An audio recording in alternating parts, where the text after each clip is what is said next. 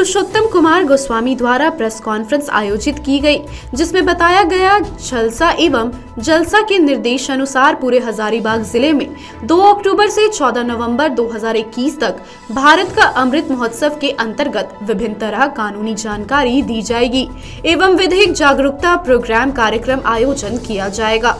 इस संदर्भ में जिला एवं सत्र न्यायाधीश अरुण कुमार राय के निर्देश अनुसार इस अवधि के अंतर्गत विभिन्न तरह के कार्यक्रम आयोजित किए जाएंगे। हजारीबाग से प्रदीप पाठक की रिपोर्ट। आज माननीय नालसा के द्वारा जो है हम लोगों को एक 2 अक्टूबर से लेकर के 14 नवंबर तक भारत का अमृत महोत्सव का आयोजन करने का आदेश हुआ है और माननीय झालसा के द्वारा हम लोगों को ये बताया गया है कि इस दौरान जो है पूरे ज़िले में हम लोग एक अवेयरनेस कैंप, बहुत सारे अवेयरनेस कैंप करेंगे। उसमें कुछ 8 नवंबर से लेकर के 14 नवंबर तक लीगल सर्विस डे वीक के रूप में उसको हम लोग मनाएंगे और इस दौरान हम लोग पूरे ज़िले के सुदूरवर्ती जगहों में जाएंगे, जाके लोगों को उनके कानूनी अधिकारों के प्रति उनको जागरूक करेंगे और उनसे हम लोग आवेदन लेंगे कि अगर भी उनकी कोई समस्याएं हैं तो उनको हम लोग सुनेंगे और एप्रोप्रिएट तरीके से उसका निवारण करेंगे। तो हम लोग का जो आज का जो प्रोग्राम है हम लोग इसी तरह से इसको आगे बढ़ेंगे। सर, अगर डालसा की बात की जाए तो डालसा काम क्या करता है कि लोगों को जानकारी का अभाव है? देखिए, जो डालसा जो है इसको इस तरह से समझने का है कि हम लोगों को के समक्ष में नेशनल लीगल सर्विस अथॉरिटी है, एक्ट है, उसके अंतर्गत कई तरह की संवैधानिक प्राधिकार है। जैसे नेशनल लीगल सर्विस अथॉरिटी वो राष्ट्रीय स्तर पे काम करती है। उसके बाद राज्य स्तर पर राज्य विधिक सेवा प्राधिकार है, जिसमें हमारे यहाँ झारखंड राज्य विधिक सेवा प्राधिकार है और उससे नीचे के लेवल का जो उनकी जो स्थिति है वो है जिला विधिक सेवा प्राधिकार। तो जिला विधिक सेवा प्राधिकार में हम लोगों का जो मुख्य काम है कि लोगों को उनके राइट्स के अधिकारों के प्रति जागरूक करना। दूसरा कि हम लोगों को मुफ्त कानूनी सहायता प्रदान करते हैं।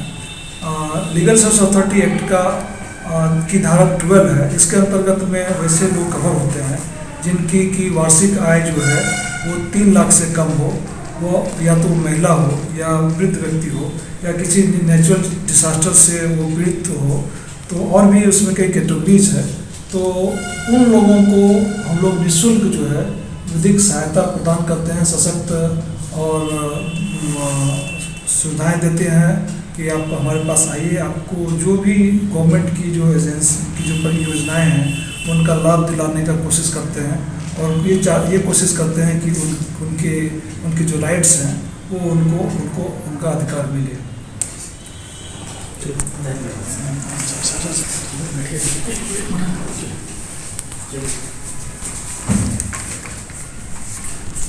बहुत तो कुछ जानकारी नहीं सर, होता क्या है? क्या है आज का ये? आज माननीय नालसा के द्वारा जो है हम लोगों को एक 2 अक्टूबर से लेकर के 14 नवंबर तक भारत का अमृत महोत्सव का आयोजन करने का आदेश हुआ है और माननीय झालसा के द्वारा हम लोगों को ये बताया गया है कि इस दौरान जो है पूरे ज़िले में हम लोग एक अवेयरनेस कैंप, बहुत सारे अवेयरनेस कैंप करेंगे।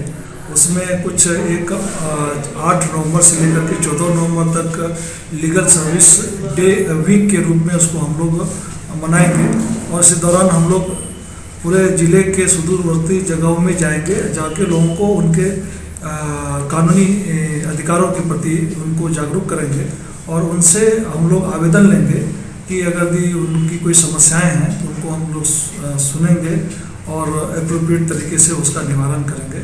तो हम लोग का जो आज का जो प्रोग्राम है हम लोग इसी तरह से इसको। अभी आपने बताया कि 2 अक्टूबर से 14 नवंबर तक विधि सेवा लोगों को दी जाएगी। हम जानना चाहेंगे, हर्षित टीवी के दर्शक ये जानना चाहते हैं कि बाल मजदूरी पर इस पर सहयोग लोगों को मिलेगा क्या? जी, ये 2 अक्टूबर से 14 नवंबर तक भारत का अमृत महोत्सव का आयोजन किया जा रहा है। ये पूरे देश में किया जा रहा है और सौभाग्य के रूप में हमारे यहाँ भी किया जा रहा है। इस दौरान हम लोग लोगों को उनके कानूनी अधिकारों के बारे में जानकारी देंगे साथ में हम लोगों को ये भी बताएंगे जो हमारे यहाँ बाल मजदूरी की जो समस्या है उससे कैसे निपटना है और इसमें उनके क्या अधिकार हैं।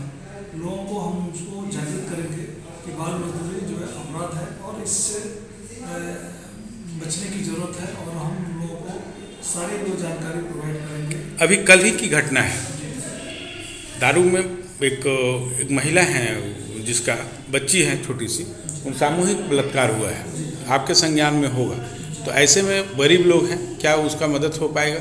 जी, अभी सुबह में ही मुझे आपके अखबार के माध्यम से इसकी जानकारी मिली।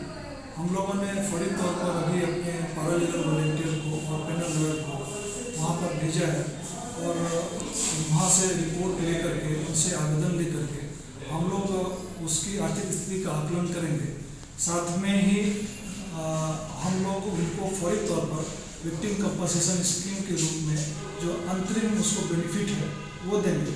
फिर आगे जो कानूनी कार्रवाई प्रक्रिया पूरी होने के बाद जो कंपनसेशन का जो अमाउंट है वो हम लोग जीएमसी मीटिंग में उसको आगे जाके प्रोवाइड करेंगे।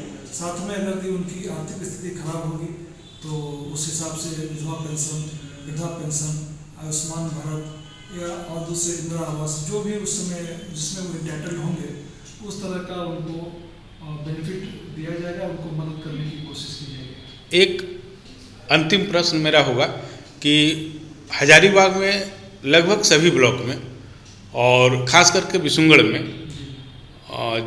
गैरमजरूआ ज़मीन का और बकास ज़मीन पर भी गलत तरह से हुक्मनामा बनाकर गलत अथी कर डीड तक लोग करा रहा है। और एक ऐसा भी मामला है जिस पर LRDC के ऑर्डर के बाद जो रेंट रेसिमेंट हो रहा था उस पर भी गलत तरीके से 19 में CO ने उसको बंदोबस्त करके और रसीद निर्गत कर दिया, डबल थी और वो ज़मीन बिक गई। ऐसे मामले में क्या कहना चाहेंगे आप?